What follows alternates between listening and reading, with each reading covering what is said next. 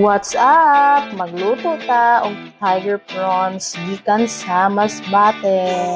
Okay, ato siyang i-pull out sa atong freezer. So, mo din siya bye-bye sa amo adapit. Balod-balod good.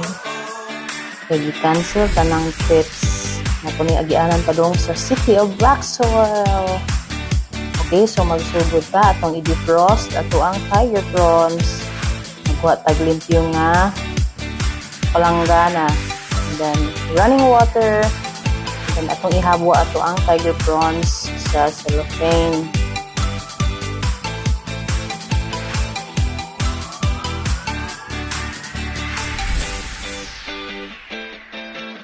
Pagkahuman, atong i-drain.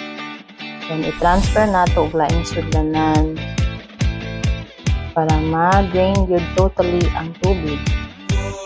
And also, kinahanglan nato siyang tangtangan og mga tunok-tunok since iyahang size dili parehas sa regular shrimps.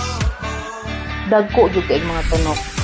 So, need mo siya i-remove and also the mga bungot-bungot. Nana siya kadako guys. Murag palad. Okay, so first, atong laphawan atong shrimps para iglutoon niya, dili siya magtubig.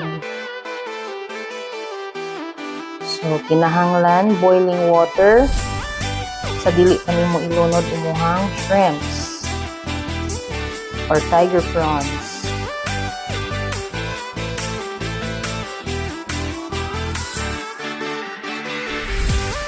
Now, here comes the shrimps. Ibutang nato ang shrimps. So, dapat even ang iyang pagkaspan. And then, ato na siyang i-drain. Make sure na half-cook ang ato ang tiger prawns.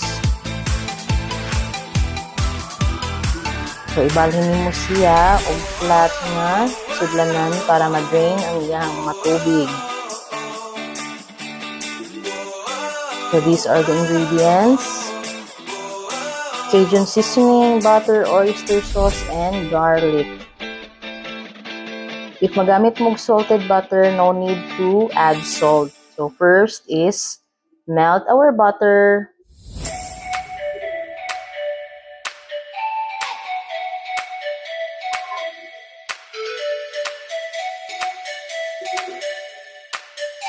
Next is to saute our garlic. Makabantay mo, dili kaayo init ang butter. This is to avoid sunog nga butter. Garlic rather. Kaya ang garlic ug masunog, pait. Pait na gani ang kinabuhi. So, ukay-ukay lang hantod luto ang atong garlic. Ukay-ukay. Garlic mo diha.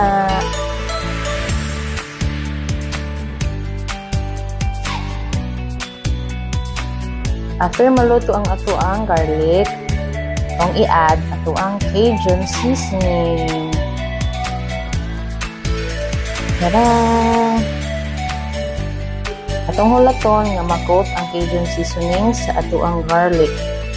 So, ukay-ukay again. Next is ang ato ang oyster sauce para yum. Ukay-ukay again. So, after niya ma-brown,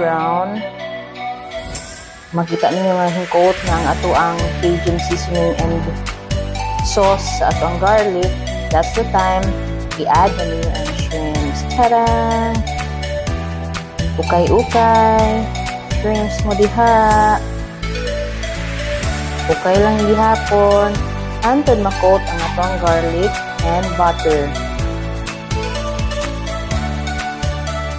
So, kinahanglan medium heat pa ni siya para musurop ang iyahang taasgaron.